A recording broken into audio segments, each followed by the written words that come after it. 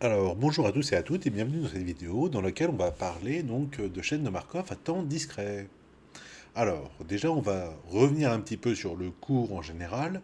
Donc, on a dit que le cours, celle qui s'intéresse au fil d'attente en fait, réseau de performance, c'est surtout fil d'attente. Donc, en fait, on s'intéresse au système à événements discrets. Alors, ici, il y a le temps, donc dans toutes les abscisses, et puis les ordonnées, donc c'est le, le phénomène que l'on observe, quoi. Donc ici, nous avons forcément un temps discret et puis une mesure ici continue, comme vous voyez, puisque la fonction a l'air d'être continue. Ici, nous avons un temps qui n'est pas continu, donc il est discret. Et puis là, les valeurs, on va dire qu'elles sont continues parce qu'on pourrait prendre, enfin, voilà, on pourrait raffiner, et prendre un tout petit peu plus au-dessus ou un tout petit peu plus en dessous, etc. Ici, nous avons un temps qui est continu, pardon, puisque vous voyez qu'à chaque étape, il y a une valeur hein, de la fonction. Par contre, la fonction ne prend euh, que des valeurs prédéfinies. D'accord. Donc les valeurs sont discrètes. Donc ici, l'ensemble des valeurs, c'est discret. Et enfin, ici, eh bien, nous avons un temps qui est discret, puisque vous voyez qu'il y a des valeurs seulement pour ici, ici, ici, etc. Et pareil pour le S de t, il est aussi discrétisé. Il est comme ça. Ouais. Donc nous, on s'intéresse seulement à ces deux choses-là. Euh, donc, parce qu'on s'intéresse aux valeurs qui sont prises ici, donc en ordonnée, qui sont discrètes, d'accord. Donc c'est soit ici, soit ici.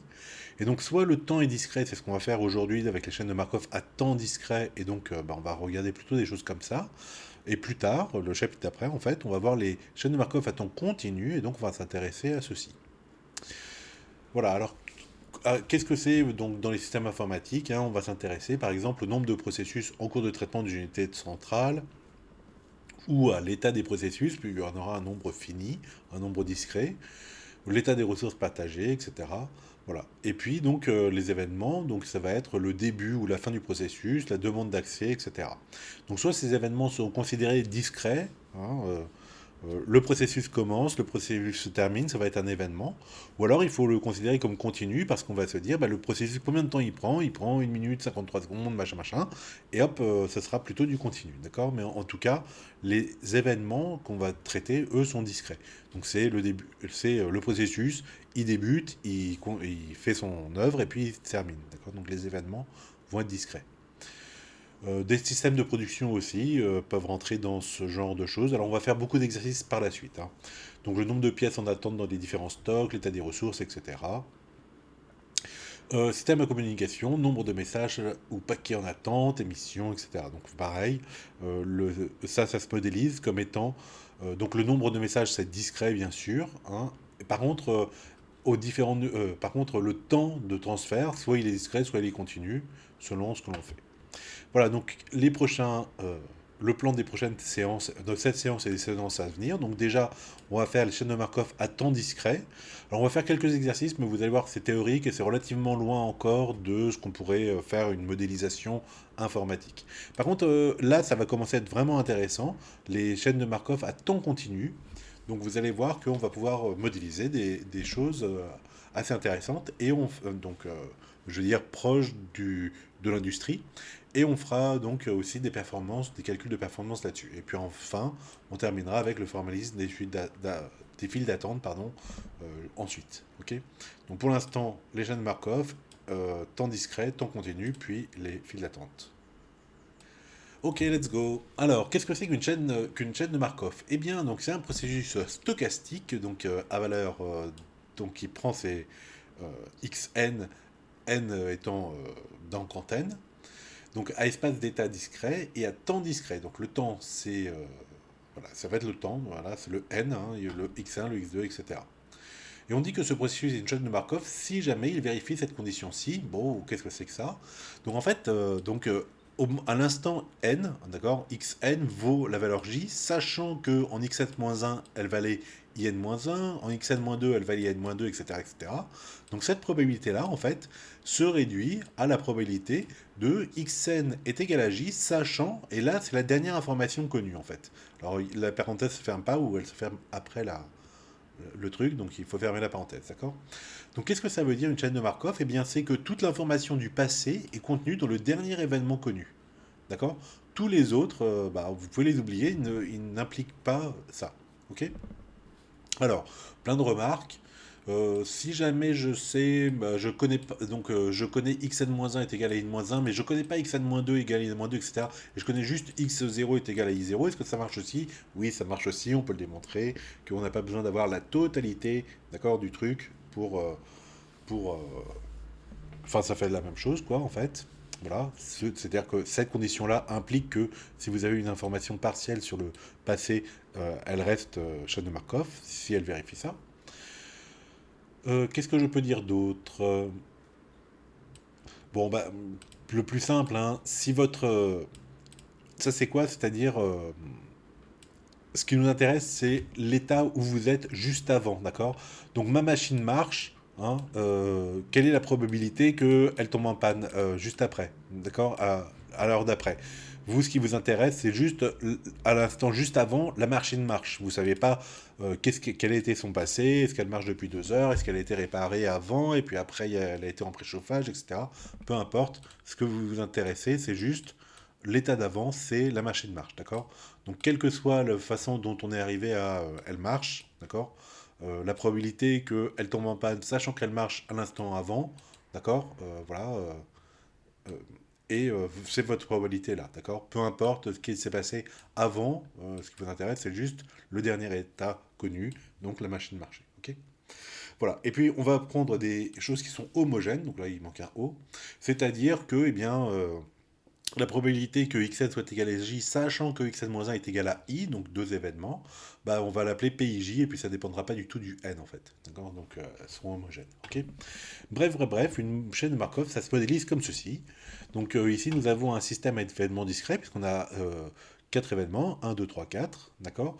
Et puis, bah, des probabilités, la possibilité donc de passer de 1 à 2, de 2 à 3, ici. Alors là, ce serait plutôt P1-3 d'ailleurs, hein, comme là.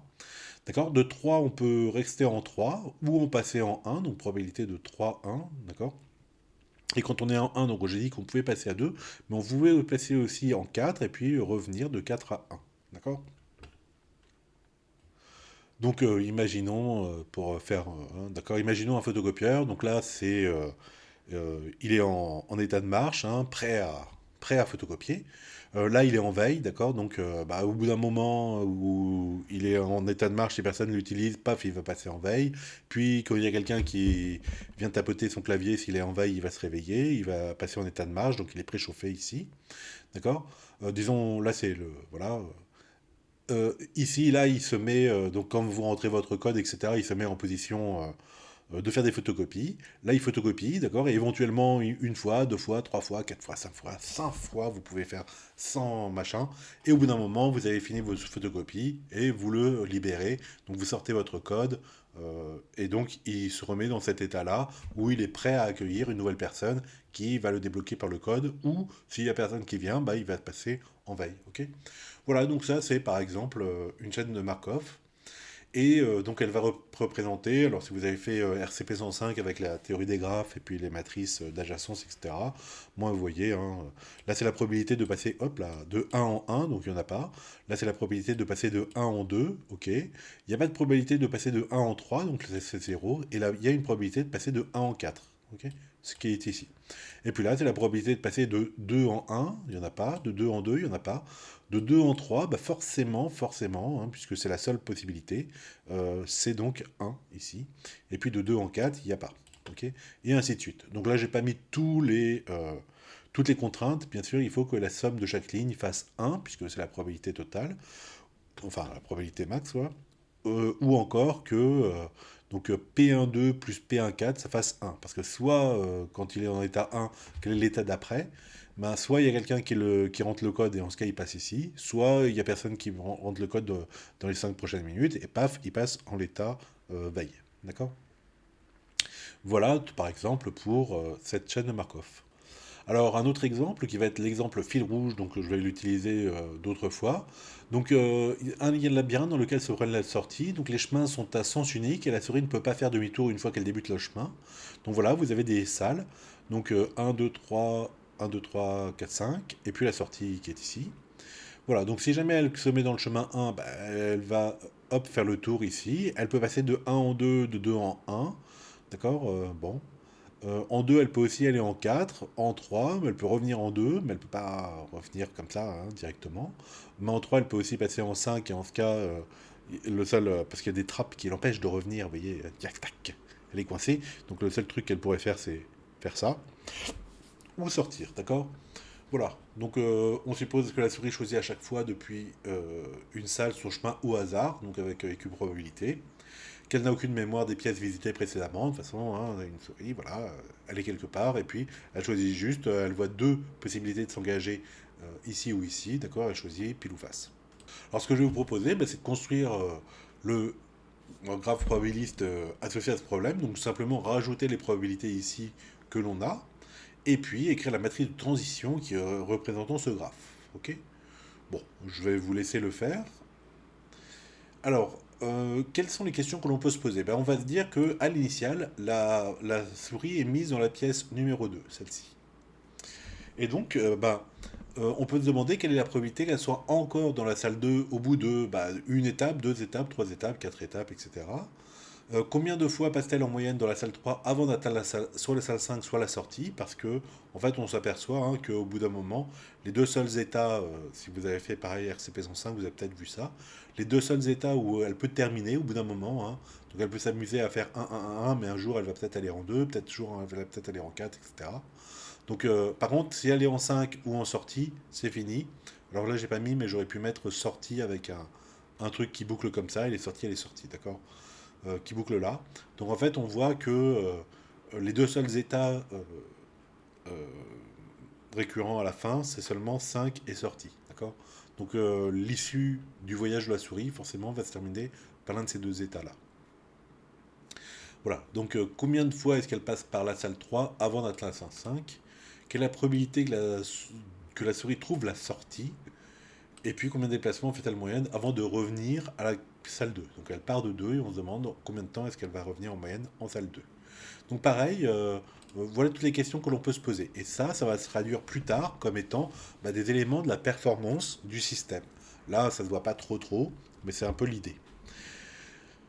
Alors, donc on a bien sûr deux... Enfin, on va étudier le régime transitoire puis le régime permanent. Donc le transitoire. Alors, on va faire pi n les, le vecteur avec les états à l'étape n. Bon, c'est compliqué, donc on va dire quoi? On va dire que pi 0, on avait dit qu'à l'initiale, elle se trouvait en salle 2, d'accord? Donc elle n'est pas dans la salle 1, elle est dans la salle 2 de manière certaine, à 100% du temps, et elle est ni en 3, ni en 4, ni en 5, etc., d'accord? Et puis pi 1, ça va être la probabilité qu'elle se trouve dans les différentes salles, d'accord? Alors regardons le truc, hop, elle se trouve dans la salle 2, qu'est-ce qu'elle peut faire? Elle peut aller soit en 1, soit en 4, d'accord? Donc mon vecteur pi 1, ça va être 0,5 ici, 0, 0, 0,5, 0 et 0 peut-être à sortie. 1, 2, 3, 4, 5 sorties. Ouais, ça doit être ça. Ok. Donc voilà les différents vecteurs. Ok.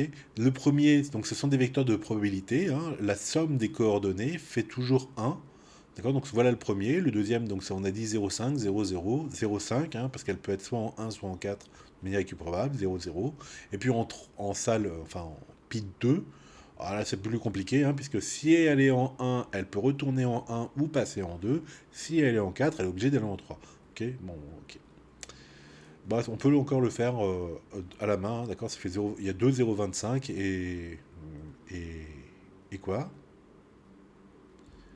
Pouf, pouf. Ah oui, si elle est en 2, elle va forcément en 4, d'accord. Et 1, 0,5, ok. Voilà. Alors, comment est-ce qu'on fait pour calculer justement ce processus d'évolution, d'accord?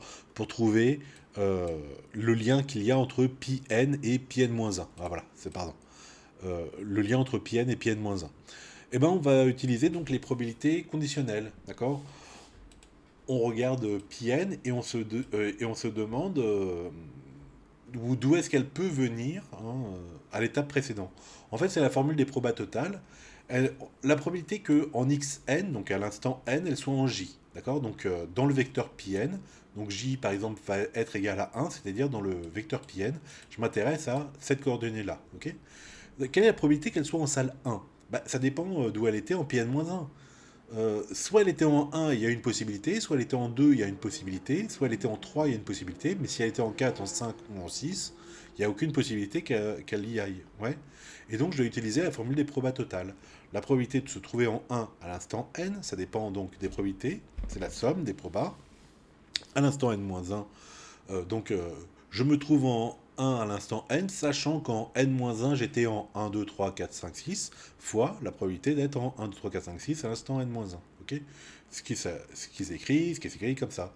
C'est la somme des probas, donc, d'être en j à l'instant n, sachant que à l'instant n-1 j'étais en i, fois la probabilité de me trouver en i à l'instant n-1. Ok. Et puis ça, en fait, quand on regarde ça, en fait, on se rend compte que l'écriture matricielle de ce truc-là, c'est en fait le vecteur πn-1 que vous voyez ici, d'accord? Donc le i, là, c'est la coordonnée i du vecteur πn-1 fois pij, d'accord? Et donc matriciellement, ça s'écrit le vecteur probabilité au rang n-1 fois notre matrice de transition, la fameuse matrice ici. Ok? Voilà, donc il n'y a pas grand-chose à retenir, sinon que pour passer de la probabilité πn-1 à la probabilité πn, on multiplie par p. Et puis, donc cette formule-là. Et puis par une récurrence assez rapide, hein, on voit que si on a ça, ça veut dire que πn est égal à π0 fois p, cette matrice-là, élevée à la puissance n. Ok? Alors. Bon, alors là on a déjà 16 minutes, et comme après c'est compliqué, eh ben je vous propose de m'arrêter là, mais, je vais vous proposer donc dans la vidéo d'après de construire le graphe de probabilité, d'écrire la matrice de transition et puis de faire quelques petits calculs. Donc ça va être sur une feuille, ça va être moche, hein, pour que vous puissiez voir un petit peu ces vecteurs de transition là, qu'on puisse les voir un petit peu à la main, quoi, hein, puisque ce sera sur papier. Voilà. Allez, je vous retrouve donc dans la prochaine vidéo pour la suite, hein.